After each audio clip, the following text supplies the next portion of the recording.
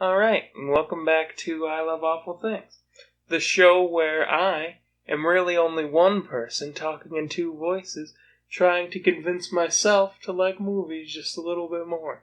This week's little movie is called Zombeavers. It's a movie about zombie beavers, and there's not really, there's nowhere to really go with that. Yeah, and they didn't go anywhere with it. They didn't even go ridiculous right.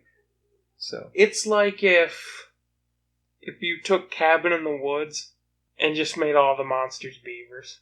yeah, and I wouldn't say that's a good thing. It's hilarious. So it starts out, and these guys are driving this truck, and it's full of toxic waste. Of course. Always is. Good zombie movies have that. And they're talking about inappropriate things. Of course. It's a stupid movie. And a deer walks out in front of the guy while he's texting and driving, and his partner goes, "Do you see that deer?" The guy's like, "Yeah, I see it." His partner goes, "I don't think you do." And they hit the deer, and they lose one of the canisters. Yeah, and it falls into the river, goes down to the beaver dam. And it contaminates the beavers. Makes them zombies. At the same time, 3 girls are going camping. Blonde girl's boyfriend cheated on her. Of course. And she has pictures to prove it. But she can't figure out who the other girl is. But her best friends are there to help her through it. And there's no boys allowed on this trip. Because her best friend is such a good best friend. Yep. So they go to a little cabin, and they're just kind of hanging out. And they go swimming, and one of the girls goes topless. And they see the beaver dam covered in green crap. And they say, "Oh, that's beaver pee," right? Yeah. They mark their territory by peeing everywhere. Yeah. That's what they say. Mm-hmm. But it's really the chemicals. Then a hunter shows up, tells them to cover up more. That's fair enough. I find this movie funny for a lot of reasons. But it doesn't really get funny until at least halfway into the film. Their boyfriends show up. They get attacked by a beaver. Yeah, the idiots show up. Yep.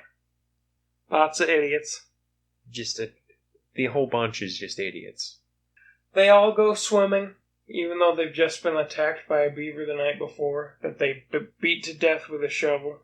And it disappeared. Yep, disappeared the next morning.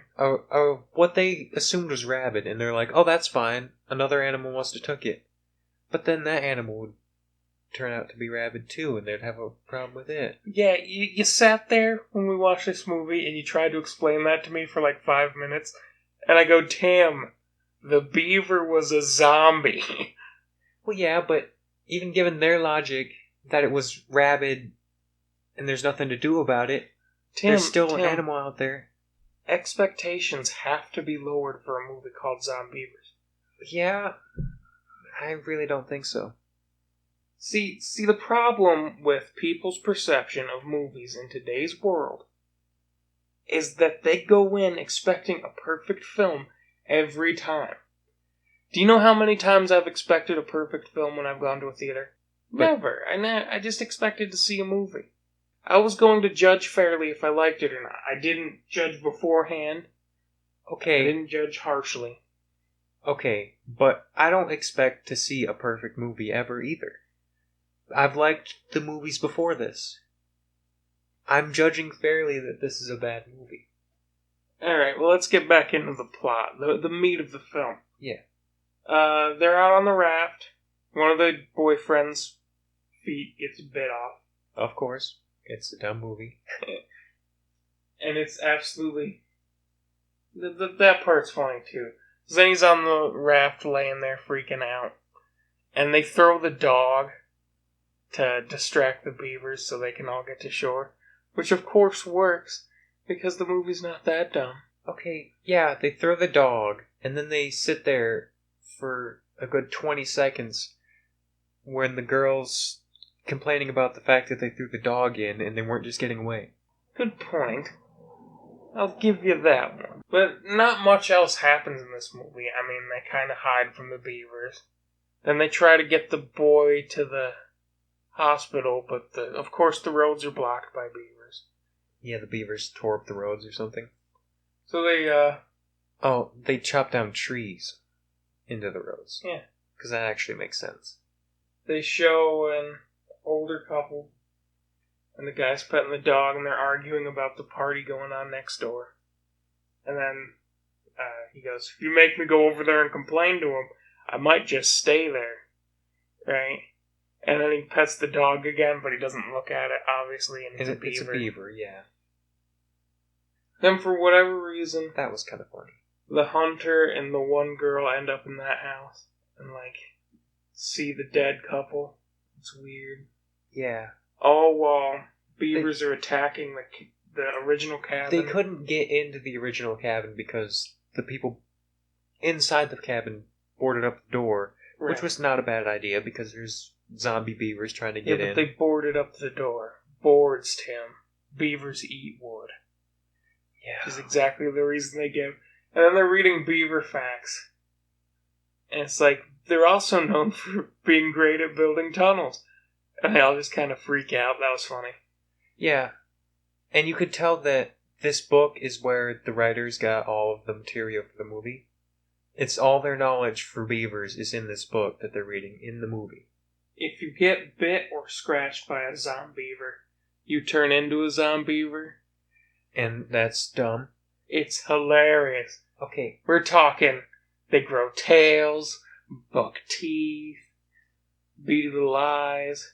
I can kind of be a little bit lenient on that because that is kind of funny that they're running around with these big teeth and kind of lays it out like it's supposed to be a scary thing, but you know that's not really supposed to be a scary thing. And then I saw my favorite thing ever. A bear beaver. Oh.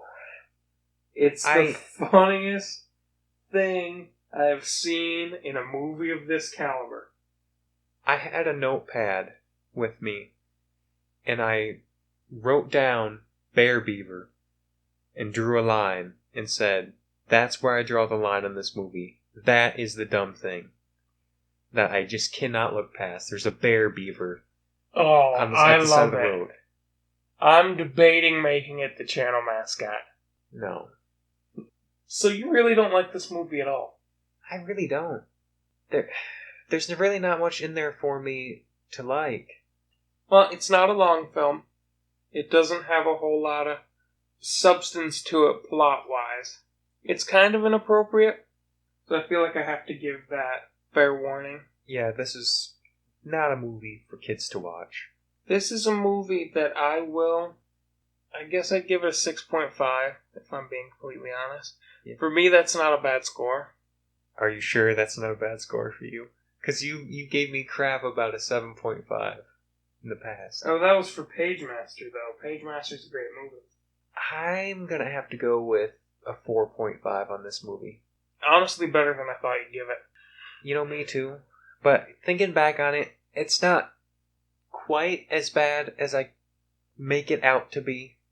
It is a really bad movie. Like, this is not a movie that I would watch again. This is not a movie that I would want to have watched in the first place. There were several times in this film where I could not control my laughter. This movie tickles my funny bone. And it's weird because there are parts in this movie that are bad. Like, morally bad. Really bad. Not as bad as Mystery Team. Yeah, definitely not as bad. Still, some of the things we talk about in this episode you're going to have trouble finding examples of that you can actually show. I'm just not going to, I think. Oh, I don't think we mentioned this perfect friend who wasn't allowing boys at the cabin. We didn't even mention that she was the one in the picture with the blonde girl's boyfriend. Oh, yeah. That's the big twist of the film. Honestly, the first time I saw it, it did surprise me. It didn't really surprise me because it's the same hair on the picture. I kind of guessed that was going to happen. Well, after what they show within the first 5 minutes, when they're scrolling through pictures on their phone, I just don't pay attention to the pictures on their phone in that movie. And I do have to fairly warn parents or children under the age of, Oh, 15. What is the rating for the movie? I'm just going to put up a picture of the whatever rating for the movie. It's probably rated R, but like a 15-year-old can watch an R-rated film. I guess that's kind of fair. I watched R-rated films when I was 2, so... Yeah. We were raised on Evil Dead, so... In full summary, this movie sucks. It's not a very good movie. I really have to speak out on that because in the past I've kind of agreed that there were good movies and that people should like them. I really don't see it for this one.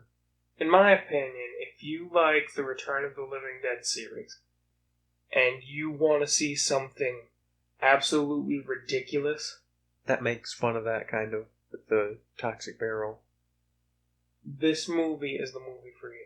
I know I keep bringing things up that we haven't mentioned, but the reason they have that scene at the beginning where he doesn't see the deer is because at the end, one of the girls gets out and is standing in the road, and they do the same thing but with the girl. And the guy's just like, "You see that girl?" The other guy that's texting is like, "Yeah." And the other guy says, "I trust you." Yeah. And they plow over the girl. So nobody survives this movie except for those two. Speaking of which, the funniest part of this film has to be the blooper reel. Yeah. The blooper reel, the outtakes, funniest blooper reel of all time. Not of all time, but... Of all time. It goes... They should have just left some of it in the movie. Yeah, probably.